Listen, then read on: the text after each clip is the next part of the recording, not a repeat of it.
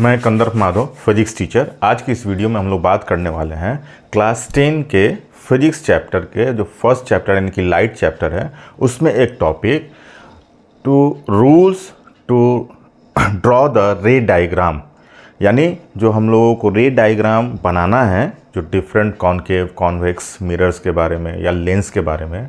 तो अभी हम लोग बात कर रहे हैं मिरर के बारे में। तो अगर कॉनकेव मिरर या कॉन्वेक्स मिरर के रे डायग्राम को हम लोग को जब बनाना है तो उसके लिए कुछ नियम है जिसको पहले से आपको जानना ज़रूरी है ताकि आप आसानी से रे डायग्राम को बना सकते हैं।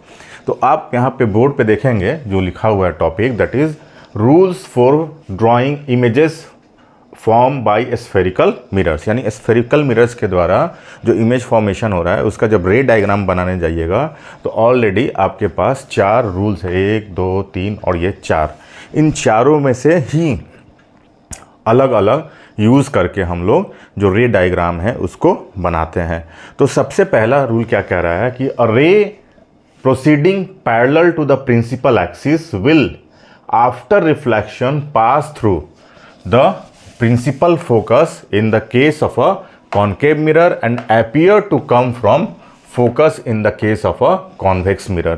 मतलब ये कह रहा है कि जब भी आप किसी स्फेरिकल मिरर, या तो कॉनकेव मिरर होगा या तो कॉन्वेक्स मिरर होगा, उसके मिरर के प्रिंसिपल एक्सिस के पैरेलल अगर किसी रेज ऑफ लाइट को आप इंसिडेंट कराते हो तो आफ्टर रिफ्लेक्शन, पहला अगर मेरे पास एक कॉनकेव मिरर है, ठीक है, तो ये इसका प्रिंसिपल एक्सिस है। तो जब भी आप किसी कॉनकेव मिरर, इसको आप इधर से कर लीजिए, कि प्रिंसिपल एक्सिस के पैरेलल अगर रेज ऑफ लाइट को आप इंसिडेंस करा रहे हो तो ये आफ्टर रिफ्लेक्शन जो प्रिंसिपल एक्सिस है उस पर प्रिंसिपल फोकस से पास करेगा। या आपको अगर हम लोग बात करें, ये हो गया कॉन्वेक्स मिरर,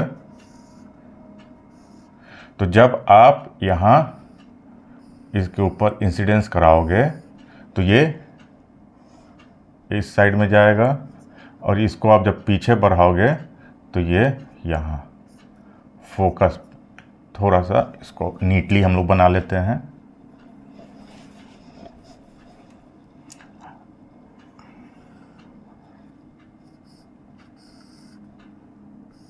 ठीक,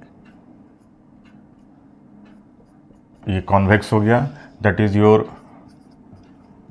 concave and that is your convex. अब इसके पैरेलल आप रेज ऑफ लाइट, किसके पैरेलल, तो प्रिंसिपल एक्सिस के पैरेलल, और जब आप इंसिडेंस कराओगे तो ये कॉन्वेक्स है तो ये इसको क्या करेगा, डाइवर्ज कर देगा, ठीक। लेकिन इसको रेज को आप जब पीछे की तरफ बढ़ाओगे तो ये फोकस पे जाके आपको पास होता हुआ दिखाई देगा, ठीक है। दूसरा लॉ क्या कह रहा है कि ray passing through the principal focus in the case of concave mirror and directed towards the principal focus in the case of a convex mirror will after reflection become parallel to the principal axis. यानी ठीक इसके उल्टा, यानी आपके पास एक concave mirror है, इसके पास ये प्रिंसिपल एक्सिस है, ये यहाँ पे पॉइंट जो है दैट इज़ फोकस है। तो अगर आप फोकस से किसी रेज ऑफ लाइट को पास कराते हो तो after reflection it goes parallel to principal axis. यहाँ पे हमने क्या कहा कि पहला लॉ कि अगर आप किसी कॉनकेव मिरर के जो प्रिंसिपल एक्सिस है इसके पैरेलल किसी रेज को आप इंसिडेंस करा रहे हो कॉनकेव मिरर के ऊपर तो after reflection it goes from the focus और पासिंग थ्रू द फोकस। ठीक इसका उल्टा, if you pass a rays of light from the focus of a concave mirror, then after reflection it goes back parallel to the principal axis। ठीक इसी तरीके से आप जब यहाँ पे करेंगे तो यहाँ पे आप क्या पाएंगे कि आप अगर किसी रेज ऑफ लाइट को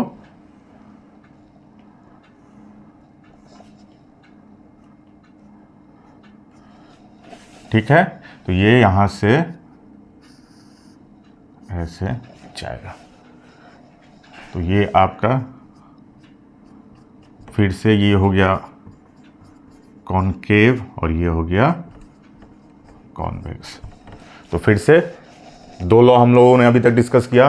पहला लॉ, ये जो भी यहाँ पे लिखा हुआ है वो एक तरह से आपको जो हमारे एग्ज़ाम्स में हमको लिखना रहता है, अगर आपके एग्ज़ाम में कोई क्वेश्चन पूछ दिया गया कि write down the rules for drawing images form, तो सीधे आप ये फिगर तो नहीं बनाओगे, तो लैंग्वेज भी लिखना होगा। तो ये लैंग्वेज हो गया। अब ये जो लैंग्वेज यहाँ पे लिखा गया है वो किस चीज़ के बारे में, क्या वो कह रहा है, तो एकदम सिंपल सा पहला लॉ क्या कह रहा है कि कॉन्केव मिरर है, उसके प्रिंसिपल एक्सिस के पैरेलल अगर रेज ऑफ लाइट को आप इंसिडेंस करा रहे हो तो after reflection it goes from the focus. Same convex में भी अगर आप प्रिंसिपल एक्सिस के पैरेलल जो है रेज ऑफ लाइट को इंसिडेंस करा रहे हो तो it seems to goes from the focus. दूसरा क्या है, ठीक इसका उल्टा अपोजिट, कि अगर आप कॉन्केव मिरर में फोकस से रेज ऑफ लाइट को पास कराते हो, तो after reflection it goes parallel to the principal axis. Same वही चीज़ कॉन्वेक्स के लिए भी, आपने फोकस पे इंसिडेंस कराया तो after reflection it goes parallel to the principal axis. Third law क्या है, a ray passing the centre of curvature in the case of concave mirror and directed towards the center of curvature in the case of a convex mirror falls normally and is reflected along the same path। या कि अगर आपके पास एक concave mirror है, इसका ये centre of curvature है, तो जब आप सेंटर ऑफ कर्वेचर से किसी रेज ऑफ लाइट को पास कराते हैं तो वो उसी पाथ पे जाता है और फिर वापस उसी पाथ पे लौट के चला जाता है। यानी सेंटर ऑफ कर्वेचर से अगर आप किसी कॉन्केव मिरर के ऊपर रेज ऑफ लाइट को पास कराएंगे तो वो जाके मिरर पे स्ट्राइक करेगा and after striking it reflects back to the same path. Similarly अगर ये हमारा कॉन्केव है, नाउ वी आर कॉन्वेक्स। तो कॉन्वेक्स में भी आप जब देखने जाएंगे तो सेम यही चीज़ आपको मिलेगी। क्या कि अगर मान लीजिए सेंटर ऑफ कर्वेचर है, आप यहाँ से ऐसे रेज ऑफ लाइट को सेंटर ऑफ कर्वेचर से पास करा रहे हैं तो फिर ये यहाँ से रिफ्लेक्ट होकर वापस उसी पाथ पे आ जाएगा। Fourth, for the ray incident at any angle at the pole the reflected ray follows the laws of reflection।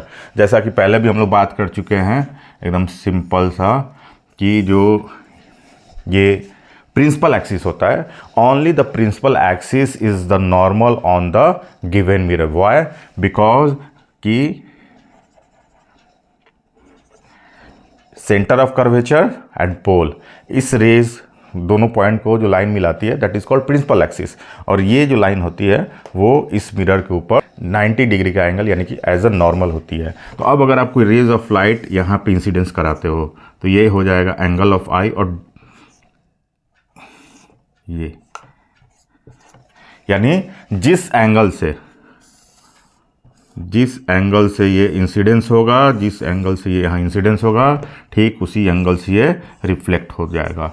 यानी कि जो हम लोगों के पास लॉ है, लॉज ऑफ रिफ्लेक्शन, वो क्या कहता है, the incident angle the reflected angle is equal, और the incident ray the reflected ray and the point of incidence where the normal is drawn both lies in a same plane. तो ये 4 rules हैं जिनको हम लोग follow करते हैं जब हम लोग रे डायग्राम, यानी कि कॉन्केव मिरर के केस में 6 केसेस और कॉन्वेक्स मिरर के केसेस में 2 केसेस, जिसको कि हम लोग रे डायग्राम इस बोर्ड पे बना के डिस्कस करेंगे। उसको जब बनाने जाएंगे तो यही हम लोग 4 को लेके काम करते हैं। तो जनरली आप चाहें तो 1, 2, ये 3 से ही आपका सारा का सारा रे डायग्राम बन जाता है। इसकी बहुत ज़्यादा ज़रूरत नहीं पड़ती है, लेकिन आप चाहें तो इसको भी यूज़ कर सकते हैं। लेकिन आसानी के लिए ये 2 और एक ये 3 सफिशिएंट है, इससे आपका काम हो जाएगा। तो इस वीडियो में हम लोगों ने बात किया rules for drawing images form by spherical mirrors. तो ये वीडियो इसके ऊपर आप देख सकते हैं, यहाँ से आपको थ्योरी भी मिल जाएगा और इसका आपको एक्सप्लेनेशन भी मिल जाएगा। अगर वीडियो अच्छी लग रही हो तो प्लीज़ मेरे चैनल को सब्सक्राइब कीजिए, लाइक कीजिए और कमेंट में आप अपना राय बता सकते हैं कि इसको और कैसे इम्प्रूव किया जा सकता है, या इसमें अगर आपको कोई कमी दिख रही है या अगर अच्छा दिख रहा है तो अच्छा भी आप लिख सकते हैं। That's depends upon you. So thank you for watching my video.